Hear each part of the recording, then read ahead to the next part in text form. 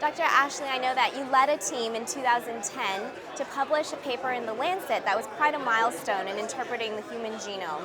Can you please tell me a little more about that topic? Certainly, it was certainly an adventure. I'm not sure if it was a milestone, but it was an adventure. We'd been thinking for some time that human genomes were dropping in price and they were shortly going to be available, maybe even for all our patients. But that since it hadn't happened for one patient yet, we thought we should get ready. And it turned out my colleague here, who's been talking at this conference, Steve Quake, had recently sequenced his genome. It was only the 5th personal genome ever sequenced on the planet. He'd sequenced it at $40,000 with 3 people in his lab, and that was an order of magnitude cheaper than the one before, which was hundreds of thousands of dollars. Right. And he was showing me it in his office, and he realized he had a cardiovascular health history and members of his family with heart disease. So I invited him to my clinic on the basis of that, and realized that we were about to be the first team in the world to have a patient walk in with their genome. And so we needed, you need help.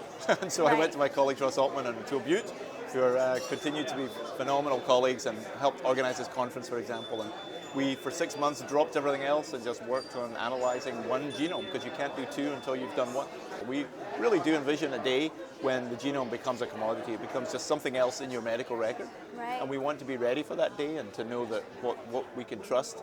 And when your doctor is prescribing drugs, we want your doctor to be able to look up your genome. And Right. so in the same way that they look up, the interactions with the other drugs you're already on. And I'm just thinking from a physician's perspective, if a patient walked in my office and handed me their genome, I honestly wouldn't know what to do with it. So, how do we train the new generation of physicians to be able to interpret that data? Yeah, well, we were in exactly the same boat, and so I sympathise with that position. But your questions are a really good one, because if it is going to become routine, it's not just a small group of doctors in Stanford, California that need to understand the genome, or the other centres that are now doing an amazing job of that around the country. But that's still a tiny percentage. We need to make this available really so that everyone can understand it. And so, there's 6 billion data points in a genome, and how do we filter that down into really the important stuff?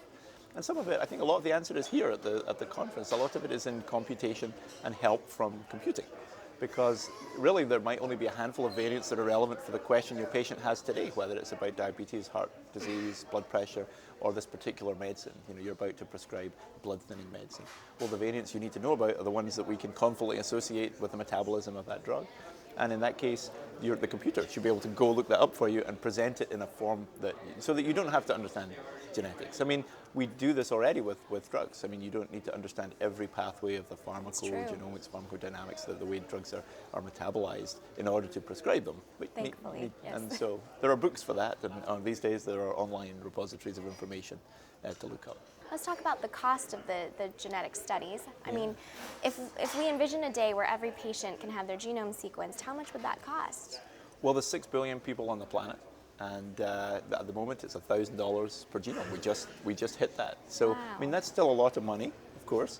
But if you think about it on a whole world level, it's a lot. If you think about it on an individual patient level, in particular the patients that currently are having genetic testing, that's a much smaller number. And then if you think that something like an MRI can easily cost $3,000, $5,000, $8,000, this is $1,000. If you think even about the current genetic tests, so a typical test we have today looks at 5 genes, and only it's the key part of the genes, but only the coding part, the part that makes the protein. And that costs often $5,000. So now we get the whole thing, 20,000 genes, everything in between, and we get that for 1/5 of the price. That's a pretty good deal. What would the future look like if every patient walked in with their genetic data? Do you think it would speed things up for the doctor's office or slow things down? Well, that's a different question. Would it make their care better? I think that's the key, and I really passionately believe it would. Probably it would slow things down a bit, and that's our job to make sure it doesn't slow things down too much.